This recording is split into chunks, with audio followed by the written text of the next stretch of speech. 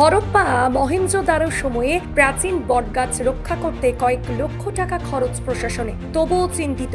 গাছটিকে নদীর তাণ্ডব থেকে বাঁচানোর জন্য আপ্রাণ চেষ্টা চালিয়ে যাচ্ছে প্রশাসন। কয়েক লক্ষ টাকা খরচ করে ওই বটগাছটির চারিদিকে কংক্রিটের বাঁধ নির্মাণ করা হয়েছে। স্থানীয় সূত্রে জানা গিয়েছে, সাগর থানার মন্দিরতলায় প্রাচীনতম নির্দেশনের খোঁজ পাওয়া যায়। হুগলি নদীর তীরে একটি অশ্বত্থ গাছ ছিল। ওই গাছের নিচে চুন সুরকি দিয়ে গাঁথা 3 দিক ঘেরা একটি প্রাচীরের সন্ধান পাওয়া যায়। কেউ কেউ বলে থাকেন অতীতে এটি একটি মন্দির ছিল। একসময় বহু প্রত্নতত্ত্ববিদ এখানে এসেছিলেন। তারা বহু নিদর্শন সংগ্রহ করে নিয়ে গেছেন। এখনো এই এলাকার বাড়িগুলিতেও কম বেশি প্রাচীনতম সেই নিদর্শন দেখতে পাওয়া যায়।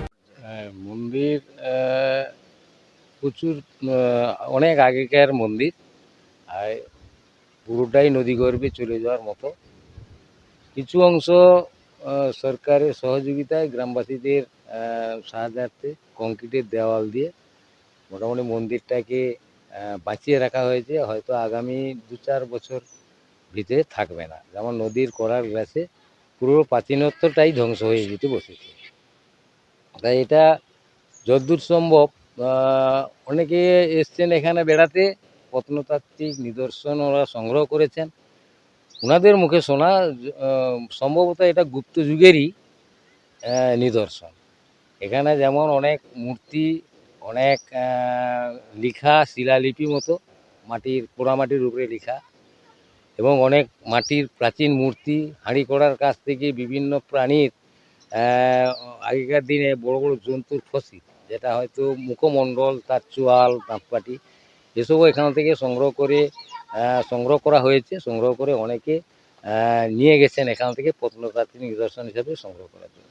মন্দিরটা আমাদের দেখা, যেটা আমাদের যে যখন জ্ঞান পড়ে, আপাতত এখান থেকে যে বটগাছটা এখন বর্তমান আছে 4 ভাগের 1 ভাগ, এর 100 মিটার দূরে ছিল একটা পোড়া ইটের ঢিপি, তার উপরে ছিল একটা অশ্বত্থ গাছ। জোয়ারের ভাঙনে, নদীর ভাঙনে ওটা একটা তৎকালীন সময় চুন সুরকি দিয়ে গাঁথা 3 দিকে একটা দেওয়াল বেরিয়েছিল, তাই ধ্বংসাবশেষ। এবং ওই ধ্বংসাবশেষের উপরেই ছিল বিশাল অশ্বত্থ গাছ, যে প্রাচীন। হয়তো আমাদের বাবা বা ঠাকুরদারা বলতে পারবে না যে এটা কবে জন্ম হয়েছে। দেখুন, যখন আমরা রামকৃষ্ণ মিশনের ছাত্র, সেই সময় আমাদের স্কুলের প্রধান শিক্ষক তৎকালীন প্রয়াত সুধীরচন্দ্র মাইতি মহাশয় আমাদের 10-এর ছাত্রদের নিয়ে তিনি ওই মন্দিরতলার যে এটা আছে প্রাচীন যে ইতিহাস, সেটা দেখানোর জন্য নিয়ে গেছিল। তখন আজকে কংক্রিটের রাস্তাও হয়নি, কিছু হয় না, মাটির রাস্তা। আমরা 10-এর ছাত্ররা আমরা গেছিলাম। তখন সেখানকার যে ওর নিচের বিরাট চওড়া ছিল, আরও নদী এখন যে জায়গা তার থেকে নদী প্রায় আপনার 600 থেকে 700 মিটার দূরে ছিল।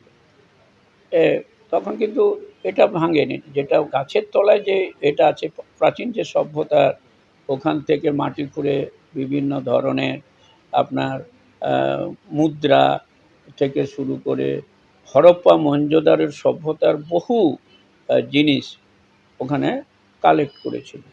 তখন আমাদের আপনার অনিল কুমার খাঁড়া মহাশয়, তিনি বামুনখালী স্কুলের টিচার, তিনি এগুলোকে নিয়ে একটু চর্চা করতেন, এবং তারই অনুরোধে আমরা মিশন থেকে দেওয়া হয়েছিল, মাস্টারমশাই নিয়ে গেছিলেন।